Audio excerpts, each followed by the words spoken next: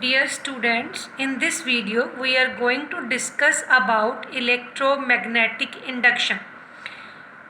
इस प्रोसेस के अकॉर्डिंगली अगर हम किसी कंडक्टर को मूविंग कंडक्टर को मैग्नेटिक फील्ड में रखें, किसी मूविंग कंडक्टर को मैग्नेटिक फील्ड में रखें या फिर किसी कंडक्टर के आसपास हम मैग्नेटिक फील्ड चेंज करते हैं तो एक करंट अपने आप ही प्रोड्यूस हो जाता है।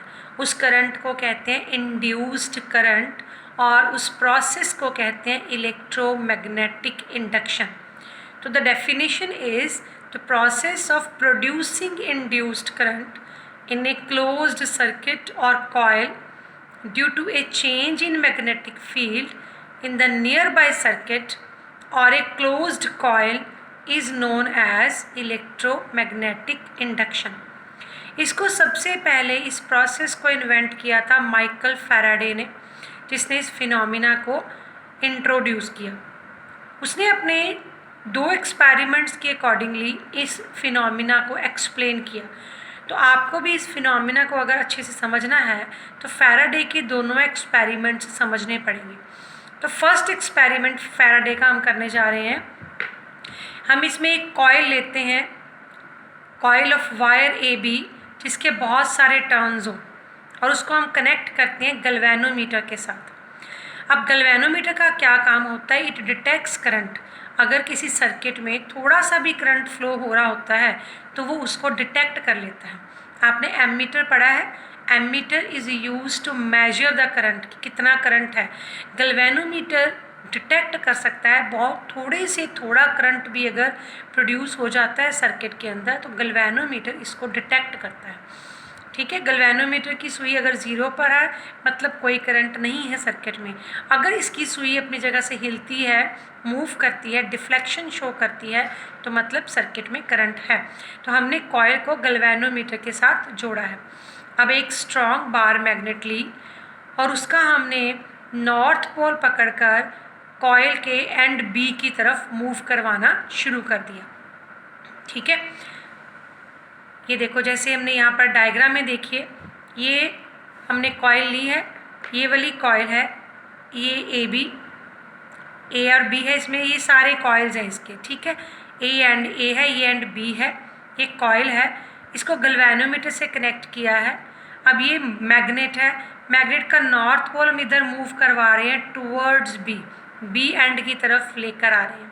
तो हम क्या ऑब्जर्व करेंगे उसी समय कि जो गैल्वेनोमीटर की जो नीडल है वो एकदम से डिफ्लेक्ट होती है। मान लो कि वो राइट में डिफ्लेक्ट होती है, तो डिफ्लेक्शन का मतलब है करंट ए बी कॉइल में प्रोड्यूस हो गया है।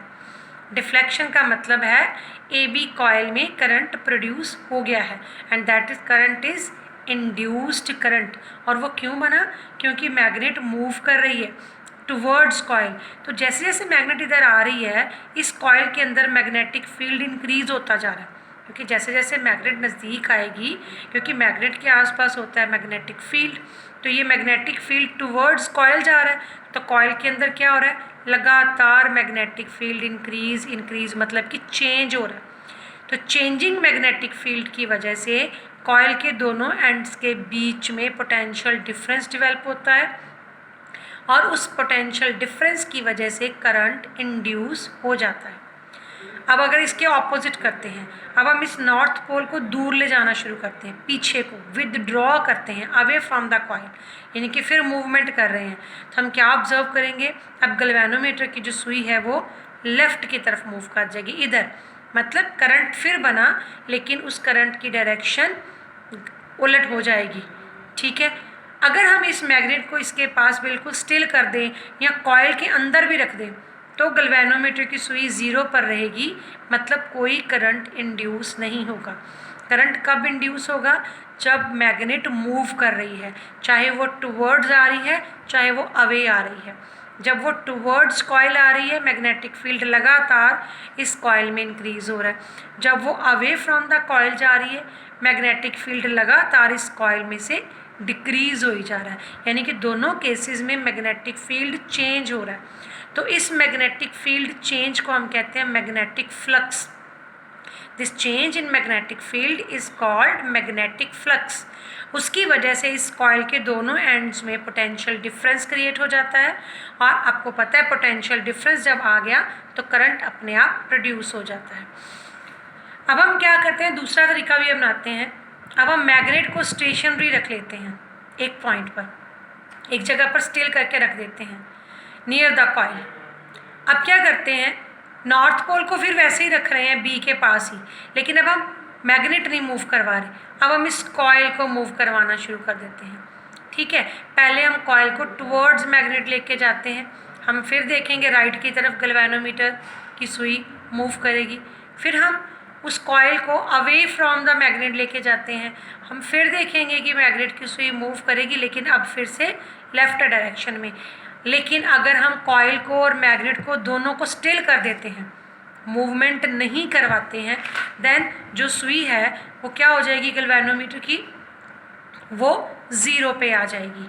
मतलब कि अगर मैग्नेट की मूवमेंट हो रही है या फिर कॉइल की मूवमेंट हो रही है, दोनों में से कोई एक चीज़ अगर मूव कर रही है तो उस वजह से कॉइल के अंदर करंट प्रोड्यूस हो रहा है, क्योंकि क्या हो रहा है, पोटेंशियल डिफरेंस सेटअप हो रहा है, और उस पोटेंशियल डिफरेंस की वजह से करंट इंड्यूस हो रहा है। और इस करंट को, इस प्रोसेस को हम कहते हैं इलेक्ट्रोमैग्नेटिक इंडक्शन। ठीक है, दिस इज इलेक्ट्रोमैग्नेटिक इंडक्शन, कि या तो कॉइल को हम स्टेशनरी रखते हैं या हम मैग्नेट को, लेकिन दोनों में से एक चीज़ को मूव करवा रहे हैं। उससे हो क्या रहा है, मैग्नेटिक फील्ड कॉइल में चेंज हो रहा है, या इंक्रीज या डिक्रीज। उस वजह से पोटेंशियल डिफरेंस क्रिएट हो रहा है, और उस पोटेंशियल डिफरेंस की वजह से करंट प्रोड्यूस हो रहा है कॉइल के अंदर, और इस करंट को इंड्यूस्ड करंट कहते हैं, और प्रोसेस को इलेक्ट्रोमैग्नेटिक इंडक्शन। फैराडे का सेकेंड एक्सपेरिमेंट, जिससे उन्होंने इलेक्ट्रोमैग्नेटिक इंडक्शन को प्रूव किया। अब उन्होंने क्या किया, 2 डिफरेंट कॉइल ले ली हैं कॉपर वायर की, जिसमें दोनों में लार्ज नंबर ऑफ टर्न्स है। मान लिया एक में 50 टर्न्स है, एक में 100 टर्न्स है। ठीक है, दोनों को एक नॉन कंडक्टिंग सिलेंड्रिकल रोल के ऊपर रख दिया। ये हमारा नीचे वाला सिलेंड्रिकल रोल है। ठीक है, ये पहली कॉइल है, ये दूसरी कॉइल है। पहली कॉइल को लगाया है बैटरी और की के साथ, कॉइल दूसरी को लगाया है गैल्वेनोमीटर के साथ। दोनों को एक ही रोल के ऊपर, हम इसका गत्ते का रोल बना सकते हैं, कागज़ का बना सकते हैं, किसी भी इंसुलेटर मटेरियल का बनाना है जिसमें से इलेक्ट्रिसिटी कंडक्ट ना हो। ठीक है, तो इसमें हमने देख लिया ज़्यादा टर्न्स है, मान लो इसके 100 टर्न्स है, इसके 50 है। ये कॉइल 1 है जिसको बैटरी के साथ अटैच किया है, उसके टर्न्स ज़्यादा होंगे। जिसको हमने गैल्वेनोमीटर के साथ अटैच किया है उसके टर्न्स जो है वो कम होंगे। अब समझ लगी ना, कॉइल 1 को हमने बैटरी और प्लग की से लगाया, कॉइल 2 को हमने गैल्वेनोमीटर से लगाया। अब जैसे हम स्विच ऑन करेंगे, हम क्या ऑब्जर्व करेंगे, हम ऑब्जर्व करेंगे जो गैल्वेनोमीटर की नीडल है वो इधर राइट को मूव कर गई है, डिफ्लेक्ट हो गई है। ठीक है, उसमें हमने देखा गैल्वेनोमीटर की सुई जो है वो उसी समय मूव कर गई है, इंस्टेंटली जंप्स कर गई एक साइड पर, और उसी समय फिर 0 पे आ गई। इसका मतलब करंट प्रोड्यूस हुआ, लेकिन for a moment, momentary current produce हुआ कॉइल 2 में, फॉर अ मोमेंट हुआ। ठीक है, जैसे ही हमने स्विच ऑन किया, गैल्वेनोमीटर की जो सुई थी वो इंस्टेंटली वन साइड पर जंप कर गई, और उसी समय फिर से वो 0 पे आ गई। ये क्या इंडिकेट करता है कि मोमेंटरी करंट बना है कॉइल 2 के अंदर। ठीक है, अब नेक्स्ट स्टेप में हम क्या करते हैं, अब हम डिस्कनेक्ट करते हैं कॉइल 1 को। कॉइल 1 को डिस्कनेक्ट यानी कि की निकाल दी, प्लग स्विच ऑफ कर दिया। तो अब फिर से नीडल थोड़ी देर के लिए मूव करेगी गैल्वेनोमीटर की, अब ऑपोजिट साइड पर। अगर पहले राइट की तरफ मूव करी थी तो अब लेफ़्ट की तरफ मूव करेगी। इट मीन्स फिर करंट फ्लो हुआ ऑपोजिट डायरेक्शन में कॉइल 2 के अंदर। इससे कंक्लूजन क्या निकला हमारा, कंक्लूजन ये निकला कि जैसे ही आप देखो कि जैसे ही इसमें हमने करंट फ्लो किया तो करंट फ्लो हो रहा है लगातार, पहले पहली कॉइल में, फिर दूसरी कॉइल में, तीसरी कॉइल में। तो जैसे जैसे कॉइल में करंट आ रहा है वैसे वैसे उस कॉइल के आसपास मैग्नेटिक फील्ड बन रहा है। जब एक ही टर्न के अंदर से गया मैग्नेटिक फील्ड कम था, 2 टर्न मैग्नेटिक फील्ड और बढ़ गया, मैग्नेटिक फील्ड बढ़ता जा रहा है इसके आसपास। जैसे जैसे इसके आसपास मैग्नेटिक फील्ड बढ़ता जा रहा है वैसे वैसे चेंज इन मैग्नेटिक फील्ड जो इसमें हो रहा है उसका असर इस कॉइल पे पड़ेगा और इसके अंदर पोटेंशियल डिफरेंस क्रिएट हो जाएगा और उस वजह से इसके अंदर करंट इंड्यूस हो जाएगा। इसका जो चेंजिंग मैग्नेटिक फील्ड है ना वो इसके अंदर करंट लेके आता है, इसीलिए वो सिर्फ मोमेंट के लिए है। जैसे ही करंट स्टेडी फ्लो हो गया, मतलब करंट अब फ्लो होना शुरू हो गया ना, एक बार सर्किट कंप्लीट हो गया, अब करंट फ्लो हो ही जा रहा है, स्टेडी हो गया। जब करंट स्टेडी हो गया, कांस्टेंट हो गया, तो इसमें कोई करंट नहीं बनेगा क्योंकि अब तो मैग्नेटिक फील्ड एक बार जो बनना था वो फिक्स हो गया, अब वो चेंज नहीं हो रहा, तो इसलिए करंट इसकी सुई वापस ज़ीरो पे आ गई। तो ये जो करंट बना वो फॉर अ मोमेंट बना, उतनी देर के लिए जितनी देर तक कि इसमें मैग्नेटिक फील्ड लगातार चेंज हो रहा था।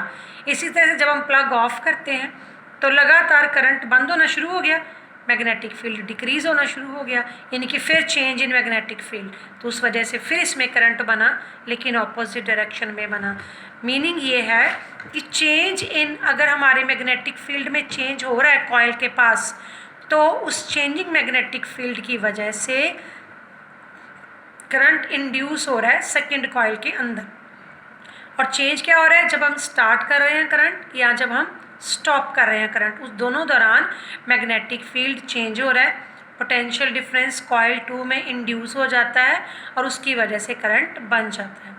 जो कॉइल 1 है जिसमें नंबर ऑफ टर्न्स ज़्यादा हैं उसको प्राइमरी कॉइल कहते हैं, और जो कॉइल 2 है जिसमें नंबर ऑफ टर्न्स कम है उसको सेकेंडरी कॉइल कहते हैं। यानी कि प्राइमरी कॉइल को बैटरी के साथ लगाया तो सेकेंडरी कॉइल में करंट प्रोड्यूस हुआ। इस फिनोमिना को जनरेटर में यूज़ किया जाता है to produce electricity, electric generator में इसको यूज़ किया जाता है। अब मैंने अभी आपको समझाया था, क्या एक्सप्लेनेशन है कि जैसे हमने प्राइमरी कॉइल में करंट चेंज किया, मैग्नेटिक फील्ड उसके साथ वाला अपने आप चेंज हुआ। जब मैग्नेटिक फील्ड चेंज हुआ तो मैग्नेटिक फील्ड लाइंस जो हैं सेकेंडरी कॉइल में वो भी लगातार चेंज होती हैं, इस वजह से पोटेंशियल डिफरेंस क्रिएट होता है सेकेंडरी कॉइल में और करंट इंड्यूस हो जाता है। अब इस इंड्यूस्ड करंट की डायरेक्शन कैसे मेजर की जाती है कि किस डायरेक्शन में वो गैल्वेनोमीटर की जो सुई डिफ्लेक्ट होती है राइट या लेफ्ट में, वो डायरेक्शन हम कैसे मेजर करते हैं, with the help of Fleming's right hand rule. अब इस रूल के अकॉर्डिंगली फिर वैसा ही है जो लेफ्ट हैंड रूल जैसा कि हमने तीन अपना थंब, 4 फिंगर और मिडल फिंगर को अपने राइट हैंड के इस तरह से अटैच कर लिया, they are mutually perpendicular to each other, तीनों आपस में म्यूचुअली परपेंडिकुलर होंगे। अब अगर 4 फिंगर मतलब फर्स्ट फिंगर जो है that show the direction of magnetic field, thumb show the direction of motion of conductor, then middle finger will show the direction of induced current। ये तीन चीज़ें, thumb डायरेक्शन ऑफ कंडक्टर है, first finger direction of magnetic field है, then middle finger will give the direction of induced current. This is Fleming's right hand rule. ठीक है, अब एक चीज़ आपको याद रखनी है कि इंड्यूस करंट हाईएस्ट होगा जब motion of coil magnetic field के राइट एंगल पर होगी, यानी कि जो कंडक्टर है उसकी जो मूवमेंट है वो मैग्नेटिक फील्ड के राइट एंगल पर होगी तो मैक्सिमम करंट इंड्यूस होगा। ये सारी जो इलेक्ट्रोमैग्नेटिक इंडक्शन है इसके ऊपर बेस्ड जनरेटर क्रिएट किया जाता है, AC generator and DC generator.